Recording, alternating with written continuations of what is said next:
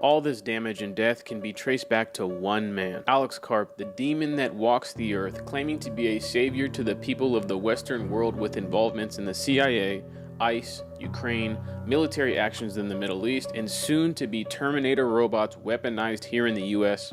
His words, not mine. We will go over briefly how he grew up, which surprised the hell out of me. Then we will tackle the real issues at hand, which is what he has created over the last 20 years and plans to push for in the future. Alexkarp was born in 1967 in New York City from a Jewish father who was a pediatrician and his mother who was an African-American artist that focused on the suffering of young black children. And one of her most famous art pieces was about a string of mass murders on black children that were kidnapped and killed in Atlanta in the 1980s. His mother and father were both activists who took him to civil rights protests and marches, exposing him to the injustice that black people have faced in America. And I find this super interesting because his companies are actively robbing people of basic human rights, which he learned to protest against. A trend we will see throughout this entire video is Karp and everyone around him realizing he was different, and I'm quoting him here, "I just think I've always viewed myself as I don't fit in and I can't really try to." And he sticks to these words because he doesn't try to fit in, not even with his family, because with a father and mother that spent their lives devoting their times to others,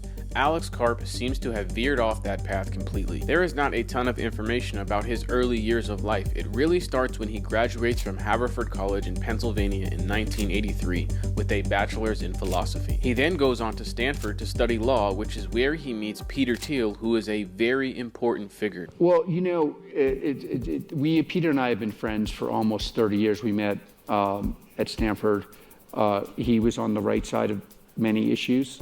He's a little more eclectic, I think, than Pete, but mostly on the right, and I was mostly, if not exclusively, on more kind of a progressive side of things. If you haven't seen my Peter Thiel video, I recommend checking it out. It will give you a better understanding of who he is. For now, Peter Thiel is going to go in the background because Alexkarp transfers to Goethe University in Germany. His dad was from Germany, so he says he feels comfortable there because you can say whatever you want without being canceled, and this is just classic conservative mindset. Even with his dad immigrating here from Germany, Karp is strongly against immigration, with his companies helping ICE to remove immigrants. So while he's in Germany, he's getting his PhD in neoclassical social theory. What I find so funny is he didn't follow law because he said, "I learned at law school that I cannot do something I do not believe in." So instead of doing law, he started his own investment firm called the Caidman Group. Why I find this so funny is because he talks about something you believe in, like a higher calling, and instead he ends up getting an inheritance from his grandpa to start a money management business for high net worth individuals.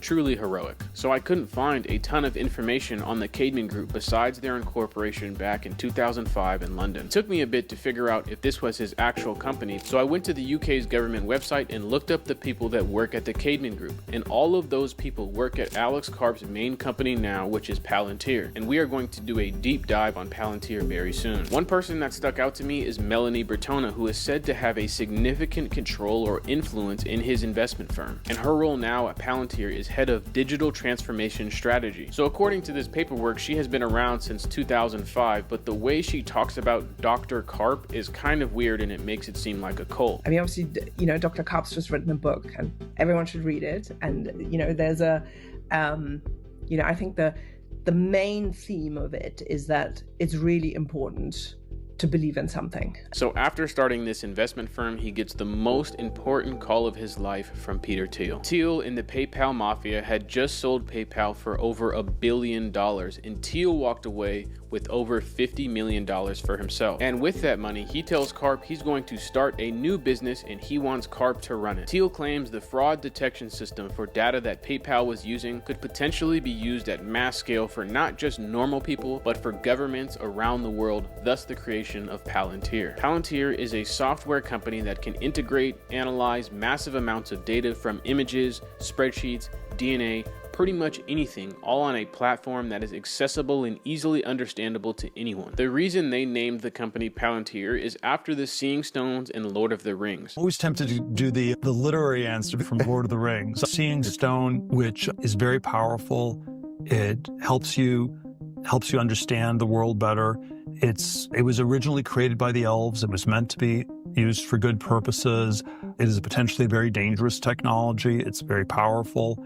Ends up playing a very important role in the way the in the way the series goes. I always find it interesting when these rich people use references from movies and they don't even get the reference. The idea of the stones in Lord of the Rings was that they were dangerous and were used as ways to manipulate people. Because although everything the stones saw was real, they always came to the wrong conclusion, which would eventually lead to the downfall of the user because you would overlook what's right in front of you. 9/11 happened. That people with links to the Osama bin Laden organization are responsible for today's attack. Freedom itself was attacked this morning by a faceless coward, and freedom will be defended. And Palantir's founding is in response to that. It's founded with the idea to protect civil liberties of Americans and innocent people in the world. The early investors, however, are from In-Q-Tel, an investment fund that comes from the NSA, FBI, and CIA, and I don't really trust them to protect my civil liberties. We invest in companies for two reasons. The first reason is we invest in companies to deliver capabilities to CIA, NSA, and other agencies we work with. And by that I mean when we make an investment, we also facilitate the piloting of those technologies by the agencies we work with. And if the pilot goes well, the end agency will contract directly with the portfolio company for more stuff, more licenses, more gadgets, whatever they sell. And we call that an adoption when that happens. The second reason we invest is to deliver insight.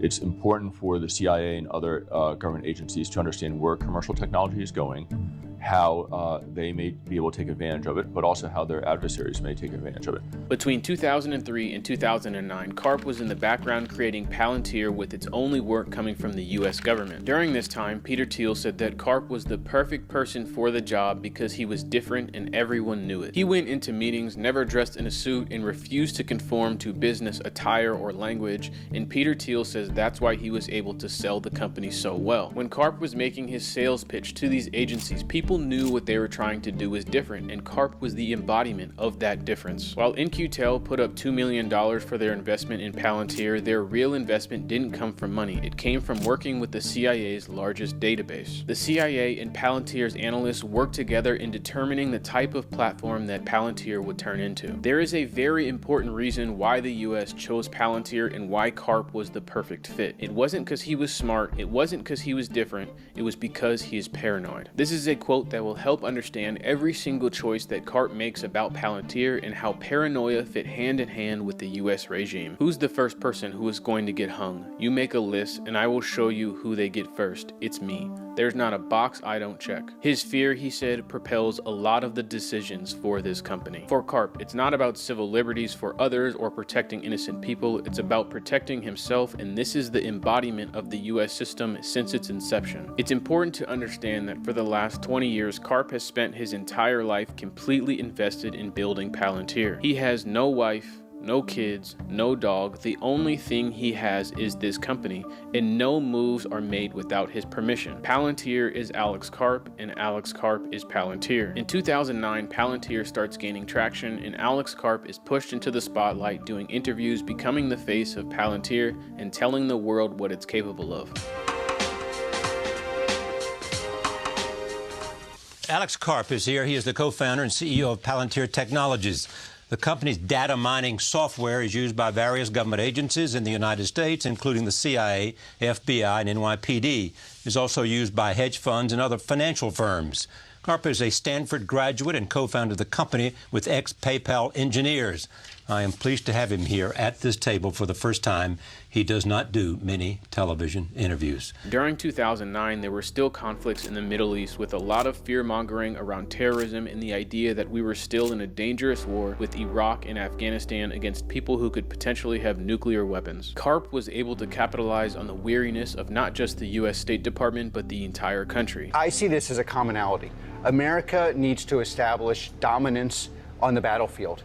Maven, what's publicly known about Maven, is one of these projects that actually took what America's the best at in the world, software, and put it in the hands of our warfighter. By the way, at enormous cost. You're sitting in Palo Alto, I had people protesting here, hundreds, putting up chains in front of our office, calling us Nazis because we We're dedicated to serving the American people. He knew that a push forward for security would bring monitoring the movements of all citizens and risk civil liberties that he claimed to be for. Every story we hear about Palantir and Karp's decisions blurs the lines of what civil liberties and freedom really means. Because what is freedom if every step we take is tracked? As Karp and Palantir began to expand their software, cracks in the system began to show. Around 2011 is the first example of this when WikiLeaks document was released on a company called HB Gary. HB Gary was a technology security company that was using Palantir to target journalists and wrote up a proposal to Bank of America. In this proposal, they told Bank of America they would target its competitors in the U.S. Chamber of Commerce. They would do things such as doing background checks on their critics and distributing fake documents to humiliate them. And the only reason any of these documents were even released is because HB Gary was trying to go toe-to-toe with the hacker group Anonymous. HB Gary was threatening to expose the real-life identities of members of Anonymous, and they were not having it. So the group Anonymous leaked all of their information to the public and exposed them first. Executive at this computer security firm, HB Gary, provokes them,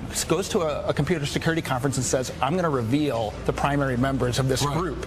And they hack the site and they put 4.7 gigabytes of information. Alexkarp put out a statement about HB Gary using Palantir to target journalists and critics of Bank of America. Karp would cut ties with HB Gary and apologize, saying that he believes in the freedom of speech and protecting civil liberties such as privacy. However, it seems what HB Gary was really guilty of was getting caught. Every mistake from Palantir evolved Karp. Palantir got quieter and Karp got louder. Because Karp was immune to any heat that came on Palantir, because in Karp's head, they didn't turn on him. They've always been against him. In 2013, a statement is released that Palantir is working with 13 different agencies, including multiple different branches of the military. And with their involvement in the military, reports are coming out that Palantir is saving lives by helping find IEDs and using fingerprints to track different people. But the real question of this video in Alexkarp is not how good his software is, it's at what point does it cross the line between moral and civil liberties. So around 2013, Palantir is booming. Joe Biden is thanking them for their work. They are doing partnerships in the healthcare industry, and they are even taking credit for their software being able to find and kill bin Laden. That sounds like bin Laden. Were you involved in getting bin Laden? We are not allowed, obviously can't discuss specifics. Oh, but, come on. Yeah, well, in any case. You're on television. We're on television. Come on. But Palantir is central to every conflict now where America is involved. Now this is goddamn America. Alexkarp is killing terrorists and saving American lives. We should be giving this man the Medal of Honor for protecting our rights here in America. Except the story doesn't end there. In 2018, the veil drops again for a peek behind the curtain to what Palantir has been up to during the 2016 election. New details are emerging about how the shadowy data firm Cambridge Analytica worked to manipulate voters across the globe, from the 2016 election in the United States to the Brexit campaign in Britain, to elections in over 60 countries, including Ukraine, Malaysia, Kenya, and Brazil.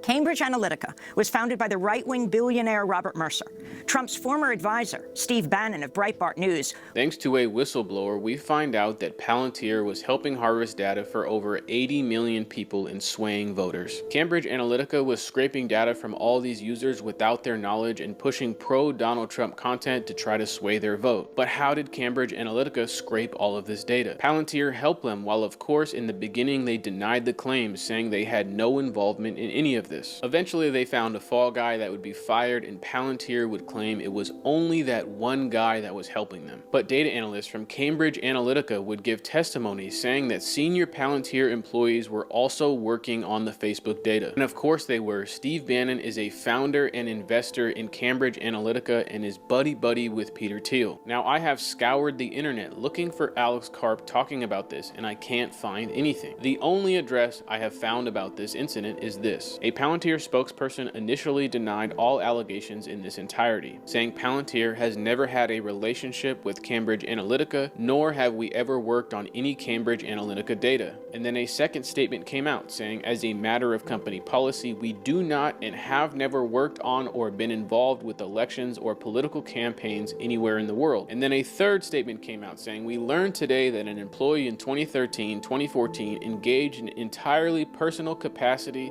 associated affiliated with Cambridge Analytica. We are looking into this and we'll take the appropriate action. It would seem that more often than not with Palantir, there's something nefarious going on in the background. And this leads me directly into my next section of good versus evil. Because let's judge Alex Karp by the fruits he's bared. Judge them.